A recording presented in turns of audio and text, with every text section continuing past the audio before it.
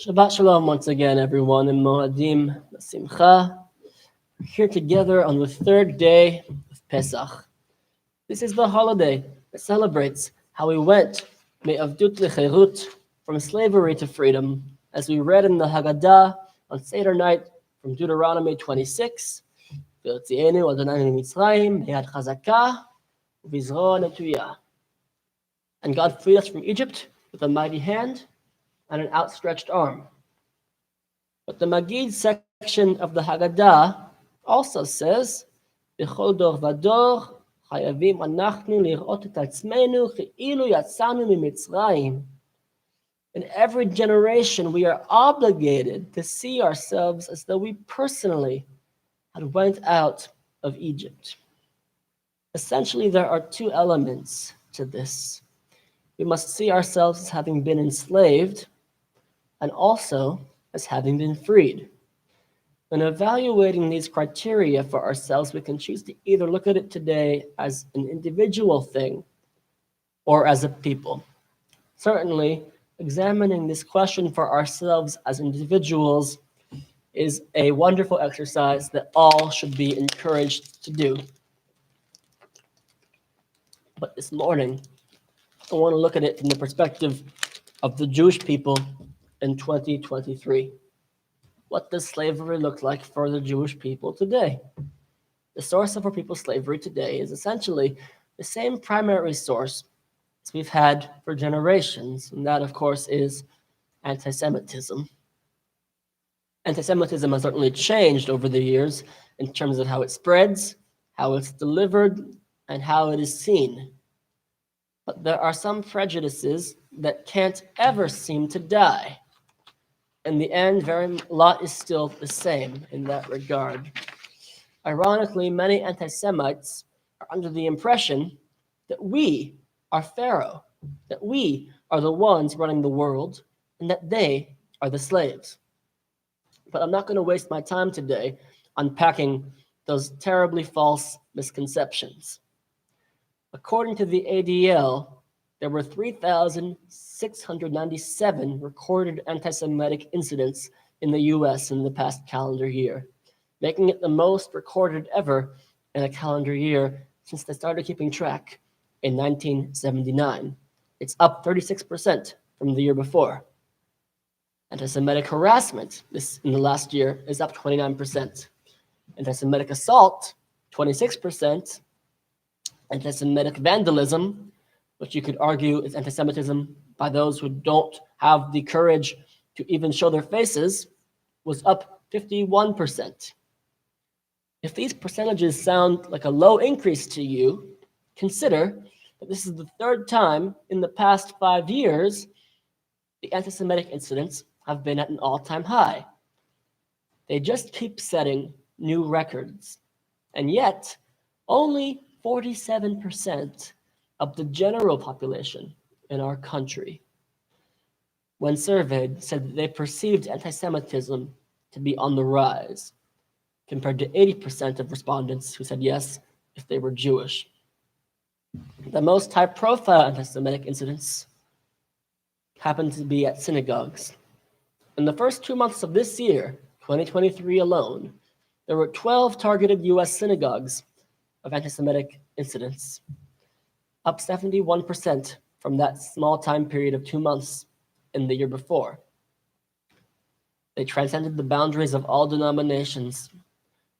These attackers often look for people who are visibly Jewish, but it's not just Orthodox communities that have these problems. We all remember Pittsburgh, Poway, and Colleyville, Texas. Just a few months ago, there were shootings in the heart of Jewish LA in the Pico Robertson neighborhood. And there were the acts of intimidation in the last year, such as the anti-Semitic banners flying over the 405 and other freeways, and Jews in multiple states waking up to anti-Semitic pamphlets on their lawns. We should all certainly educate ourselves also about the anti-Semitic activities of the Goyim Defense League, which is an increasingly active anti-Semitic organization. And though it was less recent, the 2017 rally in Charlottesville was not long ago, and we remember it still clearly. Now, how is all this slavery? Because slavery is a mindset. Whether or not the public gives you the right to be free, you are only free if you allow yourself to feel that freedom. When you live in fear, then in a way you are not free. Unfortunately, these events make many people reluctant to participate in Jewish life. Many are afraid to join synagogues. Many are afraid to wear a kippah in public. Many are afraid to tell others that they are Jewish.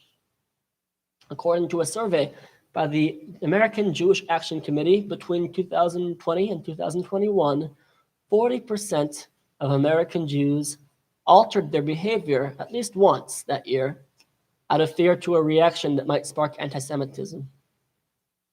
Even if it's legal to be Jewish, when you have the mindset that being Jewish is a danger and you don't show it outside the house for your fear of your safety, and that is operating under the mindset of slavery. One of the sadder consequences of this is that as a necessary reaction to all of these events, many synagogues are beefing up their security and turning communities that should look warm and should look welcoming to onlookers into fortified castles that seem cold and frightening to those who have never been there before and come as guests, as I have heard many a time from many people. I don't think that's a problem here, Baruch Hashem. Before we say next year in Jerusalem, because it would be so much safer to be a Jew in Israel, we say, it's worth remembering the grass is not always greener, because while it is in many ways safer to live as a Jew in Israel than it is here, there are many other liberties that we value here in America that do not have protection in Israel. The grass is not always greener. And that brings me to the biggest point I want to make. Freedom as an ideal is absolute. But freedom in practice, in reality, is always relative. Always relative. Freedom is a state of mind.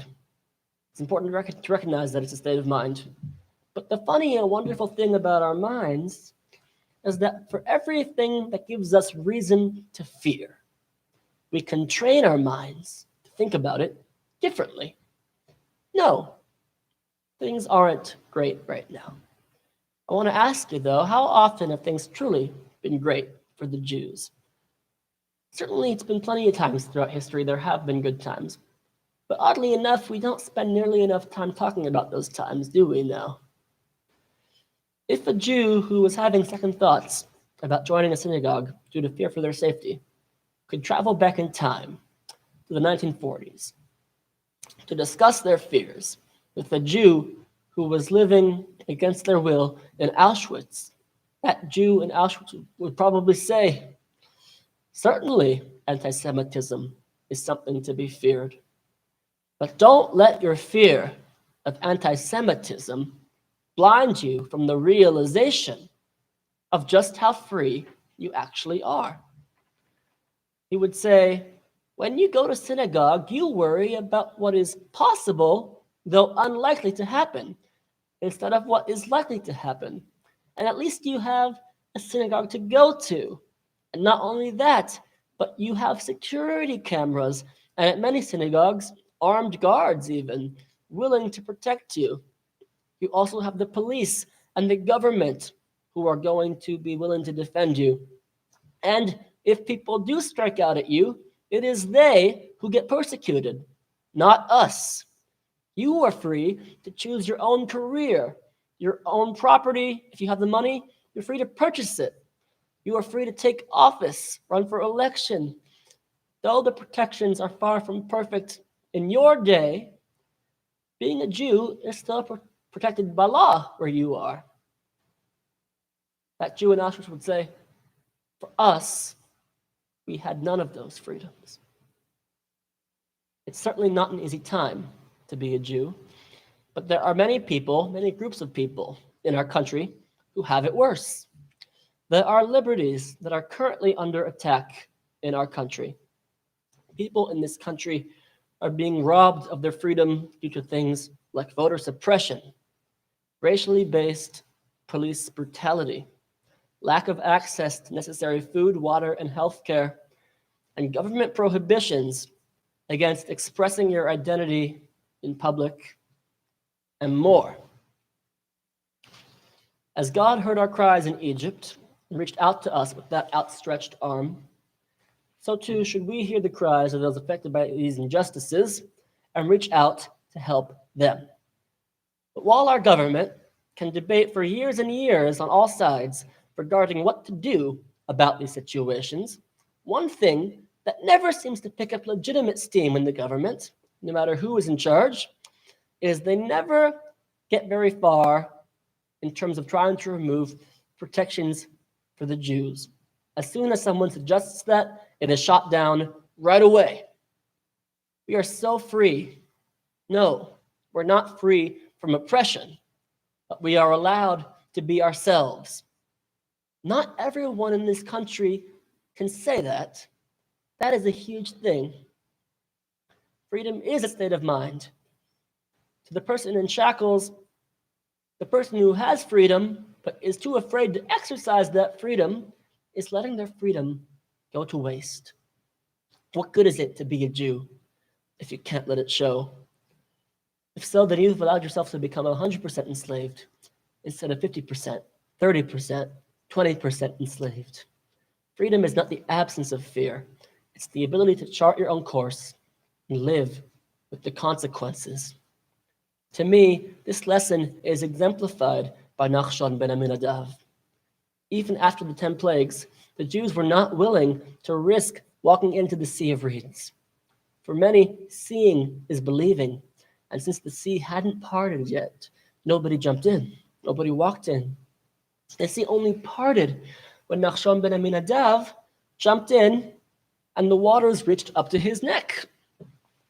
In most stories, when this is told about Nachshon, they use him as an example of the true believer. Only Nachshon believed in God so much that he was willing to go into the seas before they parted. I want to take a different angle this morning. I would argue that what if Nachshon wasn't necessarily a true believer?